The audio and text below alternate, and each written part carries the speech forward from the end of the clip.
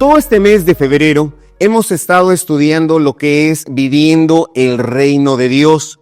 Toda esta serie de sermones, de 4 sermones, hoy, el tercero de la serie, hemos estado analizando el Sermón del Monte como una guía para vivir los valores del reino en este mundo actual. Y es lo más importante, vivir los valores del reino de manera contemporánea, y eso es lo más importante. Si usted recuerda por ahí, el primer sermón de la serie hablamos de las bendiciones del reino, vimos las bienaventuranzas como una invitación para llevar una vida llena de propósito, una vida, hermano, llena del favor divino.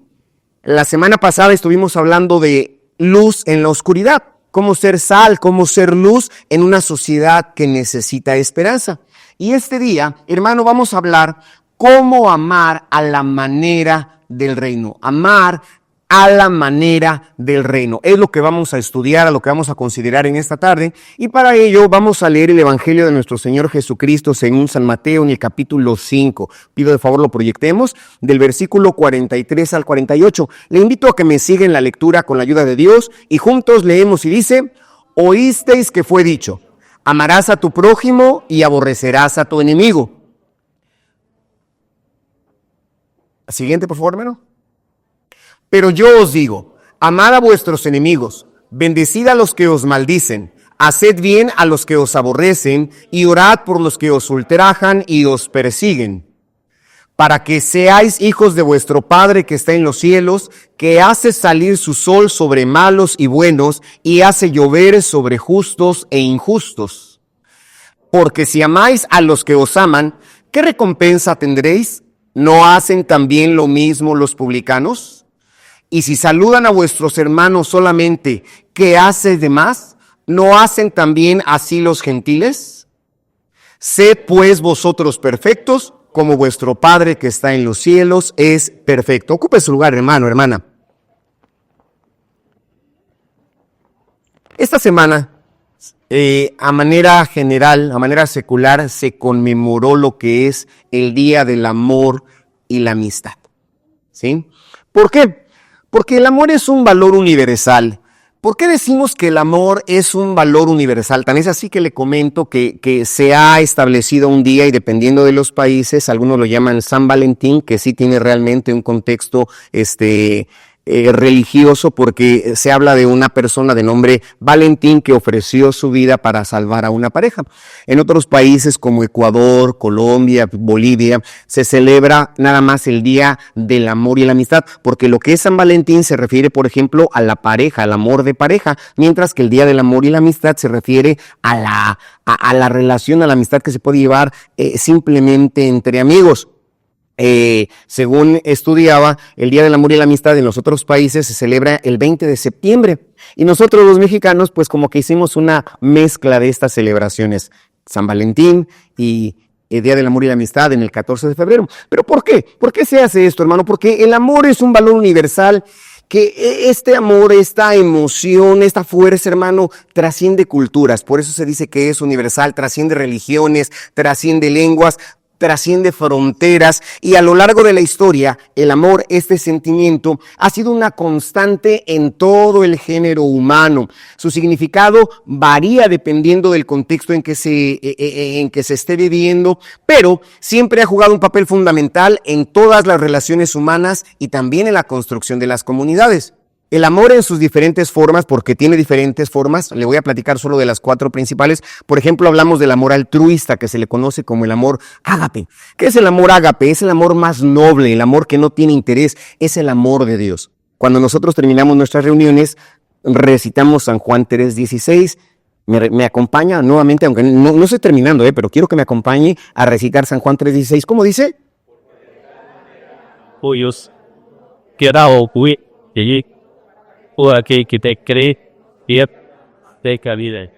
Qué bonito se escuchan, hermanos. Amén.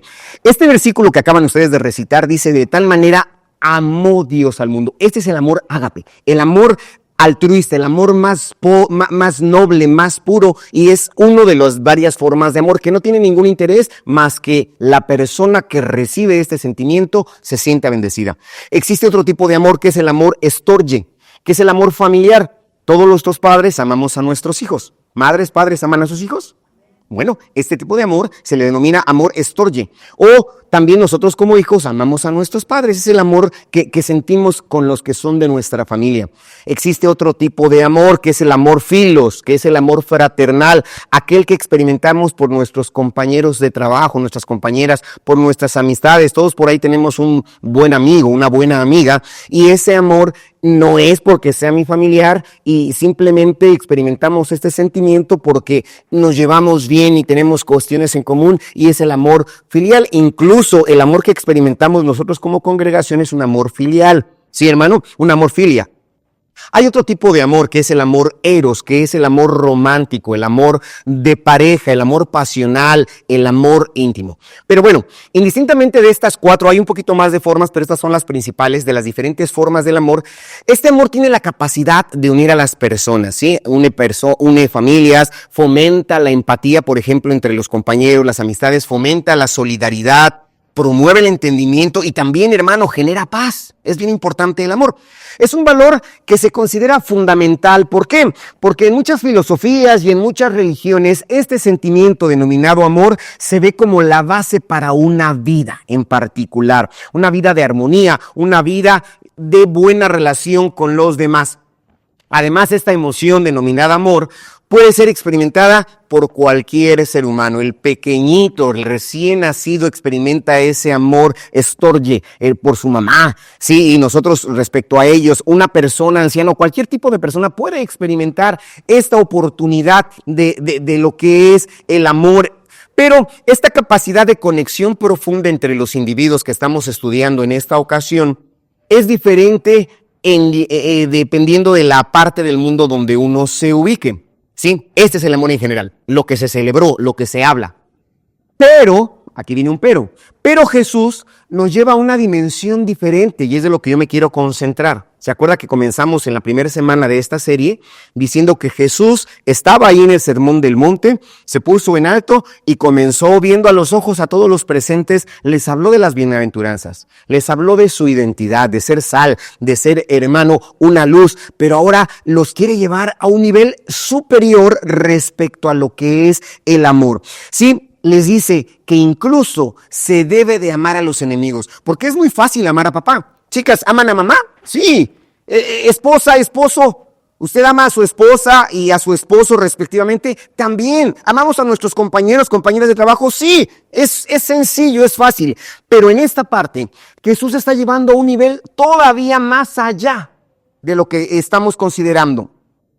Hermano, en un mundo donde el odio y la venganza son comunes, el amor del reino, porque acuérdense, estamos en la serie Viviendo el Reino, el amor del reino transforma vidas y es donde me quiero focalizar. Jesús hace un tremendo desafío, un reto a todos los que le están escuchando en ese primer siglo y un reto que también nos hace hoy a nosotros en el siglo XXI, porque esta palabra trasciende, la palabra de Dios es viva y eficaz y es continua y nos hace un reto, nos desafía a que reflejemos el carácter de Dios no de una manera selectiva, sino que manifestemos, reflejemos ese amor de Dios en busca del bienestar de todas las personas presentes, incluso de aquellos que de alguna manera nos han dañado. Y es aquí donde parto a mi primer punto del sermón. La mentalidad del mundo versus la mentalidad del reino. Esa es la primera parte de nuestro sermón. Y dicen los versículos 43 y 44 de la siguiente manera, que ya dimos lectura, pero fíjese bien cómo dicen estos versículos 43. Oísteis que fue dicho, amarás a tu prójimo y aborrecerás a tu enemigo. Pausa. Bueno, ya se me da pausa. Esa es la primera parte. Oísteis, Jesús les invita y les recuerda, ¿has oído esto? Ama a tu prójimo. Pero también dice, y aborrecerás a tu enemigo. Y después, continuamos con el siguiente versículo, dice, pero yo digo, aquí está el contraste. Sí, no sé si lo identifico. Primero le dice, tú has oído esto, ama a tu prójimo y aborrece a tu enemigo. Pero, viene el contraste, yo os digo, yo te digo, amad a vuestros enemigos, bendecid a los que os maldicen, haced bien a los que os aborrecen y orad por los que os ultrajan y os persiguen. Hermano, el amor humano es condicional. ¿Qué es lo que sucede? La enseñanza tradicional de los judíos promovía el amor hacia el prójimo. Jesús lo dijo en el versículo 43. Ustedes han oído esto, amarás a tu prójimo, ¿sí? Pero permitía el amor del permitía el odio hacia el enemigo. Yo no sé si usted ha leído, por ejemplo, ahí en el libro de los Salmos. Hay un salmo en particular que el pueblo de Israel cantaba cuando estaba cautivo en Babilonia y decía que los habían cautivado, los habían hecho cautivos, les pedían que cantaran. Y ellos decían, ¿cómo vamos a cantar siendo cautivos? No, nos acordamos cuando estábamos en los ríos de Babilonia y colgábamos nuestras arpas. Pero el pueblo de Israel, quiero que preste atención y considere esta palabra que es fuerte, pero está en la Biblia.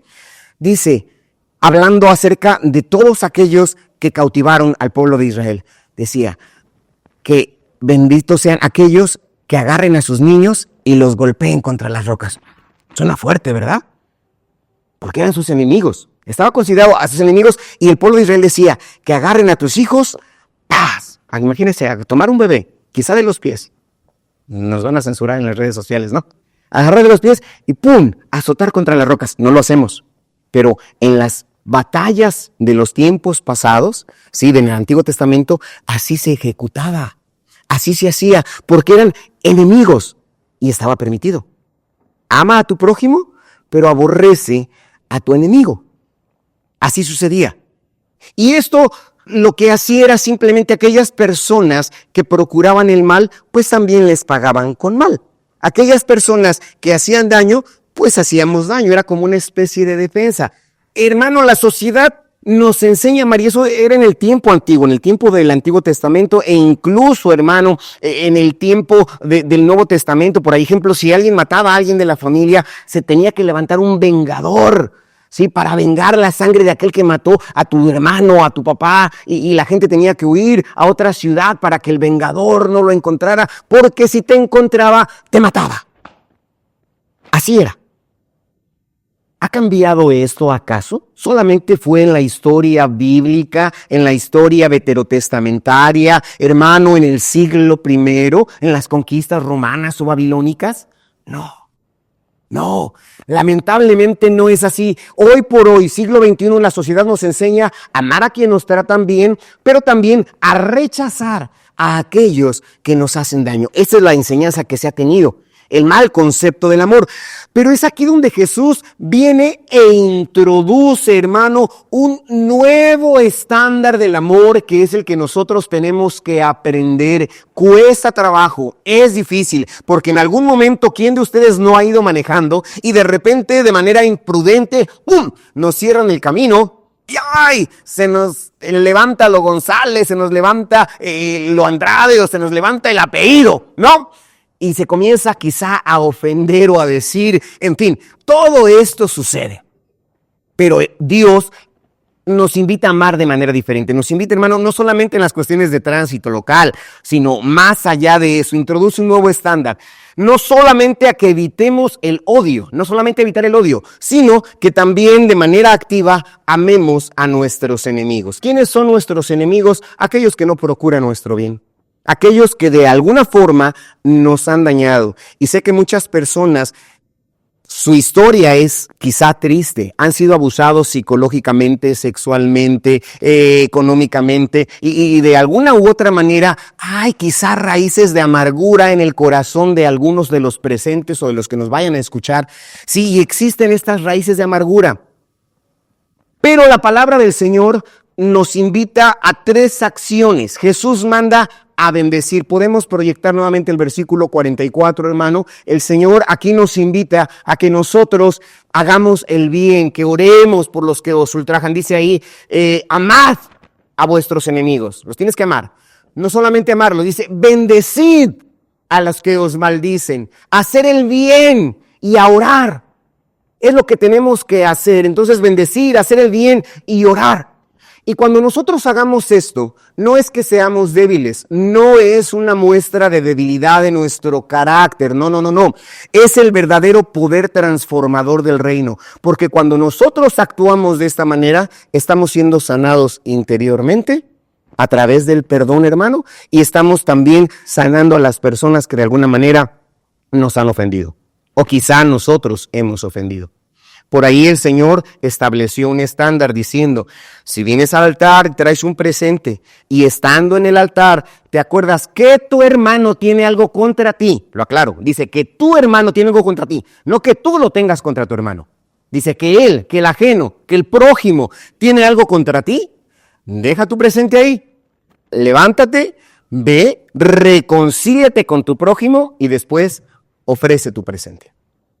¿Sí? Es aquí donde nosotros debemos entender esta manera de amar en el reino del Señor. Imagínense a ese Jesús en el Sermón del Monte. Los montes representan la presencia de Dios. Yo no sé si usted ha leído en el libro del Éxodo, cuando el Señor da la ley al pueblo de Israel, ¿dónde lo hace? En un monte. Cuando llamó a Moisés previo a dar la ley, lo hace en un monte. Cuando le da la victoria a Elías, lo hace en un monte. Y aquí Jesús está en el monte, hermano, no dando leyes hechas en piedra, marcadas en piedras, cinceladas o escritas con el dedo de Dios, sino palabras, hermano, para que se escriban en el corazón de cada uno de los que los escuchan en aquel entonces y que los escuchamos en el presente. Nos está invitando, hermano, a mostrar ese poder transformador del reino. La mentalidad del mundo es, aborrécelo, te hizo mal, toma venganza, búscalo, ataca, defiéndete. Pero la mentalidad del reino de Dios es ora, es bendice, es haz el bien, es procúralo. ¿Complicado? Sí. Veo que muchos asienten con sus cabezas. Sí, sí es complicado, pero este es el reino al que el Señor nos mandó a vivir. Quizás se ha sentido traicionado, hay que perdonar. Quizá, hermano, nos han ofendido, hay que perdonar, hay que orar, hay que bendecir a esa persona, a esas personas, a esos individuos que han procurado, han obrado mal contra nosotros. Entonces, compare la mentalidad del mundo y la mentalidad de Dios. El mundo, venganza, odio, maldición. La mentalidad de Dios, bendición, oración, intercesión, perdón. Avanzamos al segundo punto, por favor. Cuando nosotros hacemos eso, vamos a reflejar el carácter de Dios. Dice el versículo 45 de la porción escritural que leímos en Mateo de la siguiente forma. Para que seáis hijos de vuestro Padre que está en los cielos, que hace salir su sol sobre malos y buenos, y que hace llover sobre justos e injustos. Todos nos consideramos hijos de Dios. ¿Usted es hijo de Dios, hermano, hermana? Somos hijos de Dios. Pero fíjese, si yo oro, bendigo, intercedo, si yo hago las actitudes a favor de los enemigos, de aquellos que me han ofendido, que han procurado mi mal, dice, si yo lo hago, dice, vas a ser hijo de vuestro Padre que está en los cielos. ¿Qué hace nuestro Padre que está en los cielos? Dios ama sin distinción. ¿Sí? ¿Qué pasa? El sol y la lluvia son bendiciones que Dios da a todos. Dios no hace llover en una colonia, en un cielo sí, en una casa sí, en otra casa no. La lluvia desciende, hermano, sobre las personas buenas y sobre las personas malas. Cada mañana, allá en el horizonte, se levanta el astro rey, el sol, de manera radiante para iluminar, hermano, al que ofende, como para iluminar al que bendice. Dios no hace distinción. Dios, hermano, ha provisto de seres marinos que podemos ir a pescar para alimentar nuestros cuerpos. Ha provisto, hermano, las aves de granja para que las podamos sacrificar y comerlas, tanto para los buenos como para los malos, hermano, y esto ha sido una bendición. Dios no hace una distinción de personas. ¿Cómo es tu carácter? ¿Cómo te comportas? ¿Cómo se comporta la otra persona? Hermano, Dios, como quiera, bendice y bendice bien. Este es el carácter de Dios. Entonces, hermano, así como Dios no discrimina para dar sus bendiciones, nosotros también debemos amar sin parcialidad. Aunque suene complicado. Yo cuando lo estaba estudiando dije, caray, qué difícil es. Dios, ayúdame a explicarlo de manera clara. Porque es difícil, es complicado, hermano. Debemos amar sin parcialidad, tanto al que está en nuestra casa, al que amamos de manera filos, al que amamos de manera estor, al que amamos de manera ágape, hermano. A todos ellos, ¿por qué? Es lo acostumbrado, como también a aquellos que procuran nuestro mal. Tenemos que amarlos, ¿sí? Y, hermano, el amor de Dios incondicional, cuando nosotros lo hacemos, cuando nosotros lo experimentamos, es una evidencia que estamos mostrando que realmente somos hijos de Dios. Porque cuando nosotros hacemos lo contrario, no nos estamos comportando como hijos de Dios. La gente que responde mal por mal. La gente, hermano, que regresa maldición por maldición, no es una persona que sea hijo, hija de Dios. Dice la Biblia, vosotros hacéis las obras de vuestro padre, el diablo. ¿Sí? Quien actúa de esta manera no es hijo de Dios, es hijo del diablo. De aquel que vino a matar, a hurtar y a destruir. Entonces, necesitamos evidenciar que es difícil, sí lo es, hermano, pero por ahí el apóstol Pablo, en otro contexto, cuando hablaba acerca de lo que tenía y no tenía, pero también en cierta manera podemos aplicarla a nosotros, dijo, todo lo puedo en Cristo, que me fortalece. Yo puedo, hermano, también en este sentido, bendecir a aquel que me maldice. Puedo ser imparcial. Entonces, dice la palabra de Dios en Efesios 5, 1 al 2, sed pues imitadores de Dios como hijos amados. Te vuelvo a repetir la cita de Efesios. Sed pues imitadores de Dios como hijos amados. Eres hijo de Dios, Dios te ama mucho, actúa como Dios, ama como Dios, bendice como Dios, intercede como Dios, aunque nos cueste trabajo. Aunque nos cueste trabajo. Entonces, es aquí, hermano, donde reflejamos el carácter de Dios. Cada vez que yo hago esto, estoy mostrando que Dios está conmigo y yo estoy con Dios. Estoy mostrando que Dios es mi Padre y que yo soy hijo de Dios. ¿Sí? Cuesta trabajo, pero es complicado. Cuando en algún momento hay alguna discusión y se levanta, hermano, la plática, se acalora, debemos de bajar nuestra voz y nuestra mente, comenzar a pedir a Dios que nos dé paciencia y comenzar a bendecir a las personas. Cuesta trabajo, hermano, pero fíjese, cuando usted experimente, ejercite esta actitud de bendecir al que le maldice, de orar por aquel que ultraja, hermano, va a ver que su vida y la vida de la persona va a cambiar. Cuando uno responde el mal con el bien, aquel que nos ofende, aquel hermano que procura hacer lo malo ante nosotros, se sorprende. ¿Sí? Inclusive puede quedar callado, atónito, porque nosotros estamos bendiciendo su vida. Yo le invito a que experimente esto, que el amor incondicional sea evidencia en su vida, en mi vida, en la vida de cada uno de nosotros, como identidad de hijos de Dios. Y cuando hacemos nosotros esto, pasamos al tercer punto. Vemos que este amor de Dios es un amor extraordinario. ¿Sí? Cuando yo reflejo ese carácter de Dios, voy a experimentar un extraordinario amor de Dios, el verdadero amor del reino. Versículos 46 y 47 dicen, porque si amas a los que os aman, ¿qué recompensa tendréis? Ve el cuestionamiento de Jesús hacia los que estaban ahí alrededor del monte. Si amas a los que te aman, ¿qué recompensa tienes? ¿No hacen también lo mismo los publicanos? ¿Se acuerda que el publicano era aquel que se jactaba que todo lo hacía bien? ¿Sí? El que decía, yo oro, yo ofrendo, yo diezmo, ¿sí? Yo cumplo con todos mis rituales. Ese era el publicano. Dice, ¿qué eso no también lo hacen los publicanos? No hay ninguna gracia. Siguiente versículo, hermano. Dice el 48. Sed pues vosotros perfectos, como vuestro Padre que está en los cielos es perfecto. ¿Sí? El amor común no es suficiente. Como ya le mencioné, responder amor con amor no tiene gracia. No hay ninguna virtud en amar a aquel que me ama. ¿Sí? Por ahí, en aquella carta que Pablo escribiera a la iglesia en Corinto, cuando hablaba de la perfección, esa hermosa oda, ese hermoso canto al amor, dice que si hablare lenguas angélicas, si vendiere toda mi hacienda o diera todo mi dinero para dárselo a los pobres, pero no tengo amor, como dice, nada soy. Soy como un metal que simplemente retiñe, que hace ruido. Así es la persona que no sabe amar. Pero ese amor, hermano, el amor común no es suficiente. Amar a quienes nos aman es muy natural. No nos esforzamos, se da de manera inerte. Sí, es como si fuera un reflejo, pero no tiene nada de extraordinario. Y el Señor nos llama a vivir una vida extraordinaria, una vida en el reino. Jesús nos llama a sobresalir. Jesús nos llama a vivir un amor que impacte al mundo. ¿Sí? ¿Y cómo lograré hacer ese impacto? ¿Cómo lograré, hermano, hacer mella, que mi actitud quede clavada, hincada en el corazón, en la mente de aquel que procura mi mal, de aquella persona que procura mi odio? Bendiciéndole, orando, haciendo esto, hermano.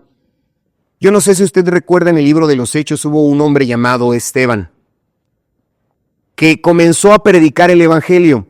Pero cuando él estaba predicando el evangelio, los que lo escuchaban comenzaron a rechinar sus dientes y tomaron piedras y comenzaron a lapidarlo y lo mataban. Pero mientras él recibía las pedradas, imagínense de repente una pedrada en el ojo, quizás hasta vio estrellitas, ¿no? Y de repente una pedrada en el oído, le zumbaron los oídos. Hermano, una pedrada en el pecho, le quitó el aire.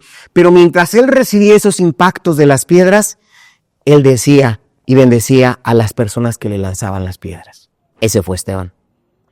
Dejemos a Esteban a un lado, nuestro bendito maestro. Hermano, el bendito Salvador, no estando enclavado en la cruz del Calvario, allá, hermano, en aquel monte, su frente coronada con espinas, sus pies traspasados por los clavos, sus manos horadadas, hermano, no decía, Padre, perdónalos, porque no saben lo que hacen. ¿Y qué le hacían? Lo abofetearon, lo golpearon, lo crucificaron. Fíjese, después de que Dios le dio al hombre la gracia, hermano, para poder explotar el metal de la tierra, ¿sí? Encuentra en la tierra, encuentra el metal, y le dio la capacidad para que ese metal lo convirtiera en hacha, y con esa hacha fuese y cortase un árbol, y con ese árbol hiciera una cruz, y con ese metal hiciera unos clavos, y con ese metal hiciera un martillo. Sí, Dios le dio la capacidad al hombre, pero el hombre, ¿qué hizo? En esa cruz recuesta al bendito Nazareno y toma ese metal que Dios le dio la capacidad y esos clavos y comienza a enclavarlo, y aún así el maestro bendito, aquel que nos ama eternamente, dice, perdónalos, no saben lo que hacen. Entonces, hermanos, amar a los enemigos nos distingue como hijos de Dios, nos distingue como ciudadanos del reino. Y esto, hermano, es lo extraordinario que Dios nos llama a hacer, aunque nos cueste trabajo, aunque suene absurdo y diga, no estoy de acuerdo, Pastor González. No son mis ideas, no es mi doctrina, es palabra de Dios. Es palabra de Dios, y aunque a mí, en lo personal, también me contraria, hermano, no tengo que hacer otra cosa más que decir, Señor, tú así lo quieres, así tengo que proceder. Sí, esto es lo extraordinario. ¿Cuándo podremos hacer todo esto, hermana, hermano? ¿Cuándo podré responder bien hacia el mal que procuran a mí? ¿Cuándo podré amar a mi enemigo? Cuando yo experimente el amor en mi vida, cuando yo experimente el perdón. Hermano, ¿qué merecíamos nosotros para estar en este lugar o para que el Señor nos diera esta salvación tan grande que no se puede comprar con oro, con plata?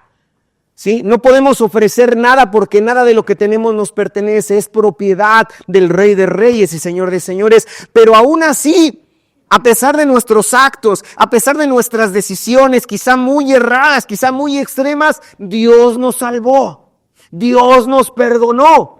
¿Éramos dignos? No. La palabra nos dice, por cuanto todos pecamos, todos estamos destituidos de la gloria de Dios. Hermano, pero mirad cuán amor nos ha dado el Padre, que seamos llamados hijos de Dios. Este es el amor de Dios, el amor ágape, el amor altruista, el amor desinteresado. Y cuando tú te des cuenta que no merecías perdón y que Dios te perdonó, cuando nosotros nos demos cuenta que nuestros pecados merecían la muerte, que nuestra transgresión merecía una tremenda paga de maldad, hermano, y que aún así Dios nos perdonó, nosotros podremos perdonar a aquellos que nos ofendan, no viendo solamente a ellos, sino viéndonos a nosotros mismos. Esto es lo extraordinario.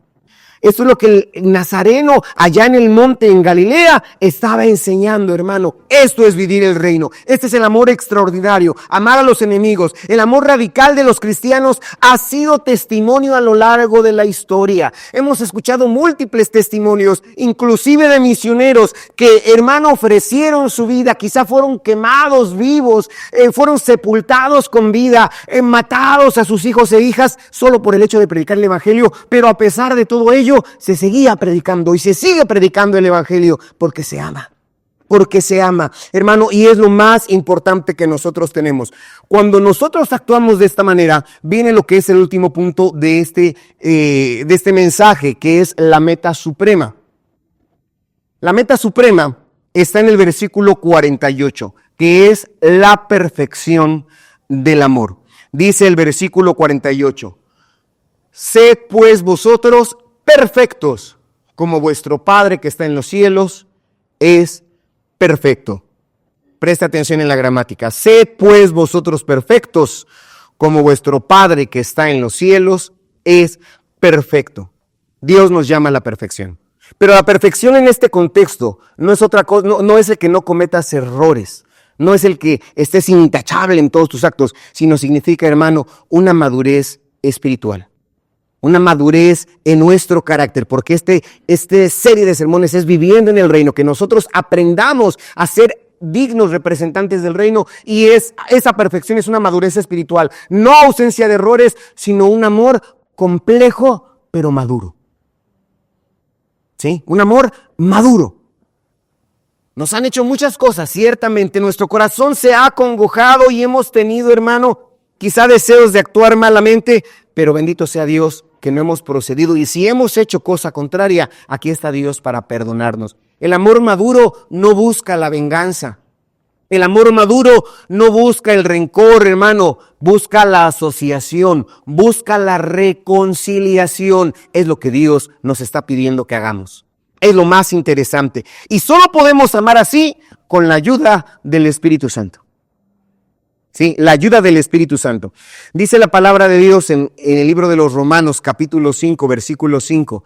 Porque el amor de Dios ha sido derramado en vuestros corazones por el Espíritu Santo. ¿Sí? Se lo vuelvo a leer, Romanos 5, 5. Porque el amor de Dios ha sido derramado en nuestros corazones por el Espíritu Santo. Cuando dejamos que el Espíritu Santo entre a nuestra vida, vamos a amar, vamos a perdonar, vamos a bendecir, vamos a actuar con bien. Cuando dejemos que el Espíritu Santo nos gobierne, no nos daremos cuenta de que estamos bendiciendo, de que estamos perdonando. Nos vamos a sorprender de lo extraordinario que es el mover del Espíritu Santo en nuestra vida. Pero para que el Espíritu Santo venga a nosotros, primero necesitamos pedir perdón. Primero necesitamos decirle a Dios, Señor, yo no merezco ser amado, pero sé que tu amor ágape me envuelve. Sé que tu amor ágape incondicional me incluye y me has tomado. Y cuando nosotros entendemos ese amor ágape de Dios y le decimos, Jesucristo, te acepto como mi Salvador, te acepto como mi Señor, entra en mi vida, arréglala, ordénala. Y cuando el Señor hace eso, hermano, el Espíritu Santo viene a nosotros. El Santo Espíritu desciende a nuestra vida y el Santo Espíritu nos guiará a toda verdad, nos guiará a toda justicia. Y como escribió Pablo, el amor de Dios es derramado en nuestros corazones por ese Espíritu que está en nosotros. Si hoy, en este día, a esta hora, todavía hay raíces de amargura en tu corazón, todavía hay rencor y no puedes perdonar a aquella persona que te ofendió, que te hizo mal, y el Espíritu Santo no está en ti. Y si el Espíritu Santo está en ti, es porque quizá no has aceptado a Cristo como Salvador. Y si no has aceptado a Cristo como Salvador, tampoco has sido perdonado de parte de Dios. Silencio incómodo, pero necesario. Necesitamos examinar nuestra vida. El proceso es este. Acepto a Cristo como Salvador y Señor. Confieso mis faltas delante de Él. Lo acepto como Salvador y Señor. Me arrepiento de mis pecados. El Espíritu Santo viene a nuestra vida y nosotros podremos perdonar al que nos ofende. Podremos bendecir al que nos ultrajan. Podremos orar por aquellos que procuran nuestro mal. Y que a un principio de esta plática dijimos, es complicado. Sí, como humanos es complicado. Pero cuando venimos con el Espíritu Santo, cuando el Espíritu Santo nos toma, es sencillo. Es fácil porque Él nos controla, Él nos lleva, Él nos domina. Es bien importante. En otra parte de escritural, Pablo dijo, no os embriaguéis de vino, porque en él hay disolución. ¿Cómo sabe usted que una persona está borracha?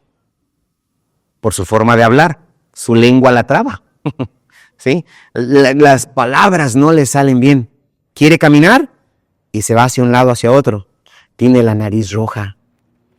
Transpira alcohol. Por eso nos damos cuenta que una persona está embriagada. Pero Pablo dijo, no te embriagues de vino en el cual hay disolución. Antes, sed llenos del Espíritu Santo. ¿Cómo sé que soy lleno del Espíritu Santo? Porque mi manera de hablar, así como en un borrachito, sé que está borracho por la forma en que habla, el Espíritu Santo corregirá mi manera de hablar. La forma en que me conduzco, así como el borrachito sabemos que se anda tambaleando porque el alcohol así lo hace andar, el Espíritu Santo enderezará nuestros pasos, nos ayudará.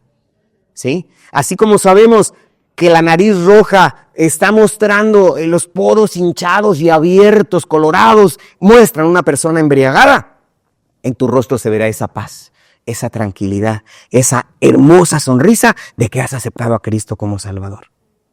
Y aunque parezca difícil, hermano, sabemos que el borracho está borracho porque huele a alcohol. Y dice la Biblia que nosotros somos olor fragante delante de Dios. Bendito sea Dios para siempre. Entonces fíjese, cuando nos dejamos controlar, dominar, guiar por el Espíritu Santo, hermano, hermana, se notará. Y una de las cosas más maravillosas es que podemos amar a la manera del reino, perdonando, orando, bendiciendo a aquellos que nos ofenden y que procuran nuestro mal. Y esto es lo más interesante. El amor del reino transforma vidas. Hermano, hermana, a todos los que estamos aquí presentes, necesitamos ser transformados. La transformación viene aceptando a Cristo como Salvador, dejando que el Espíritu Santo tome nuestra vida y que nuestro prójimo, a pesar de que se porte mal con nosotros bendecirlo, orar por ellos, hermano, y interceder por ellos, recibiendo o dando siempre el bien. Eso es el amor del reino que transforma vidas. Amar a nuestros enemigos nos hace semejantes al Padre Celestial, nos hace ver como hijos de Dios genuinos, reales. El amor del reino, hermano, no se basa simplemente en sentimientos, sino se basa en la obediencia plena, hermano, en la obediencia completa a Dios.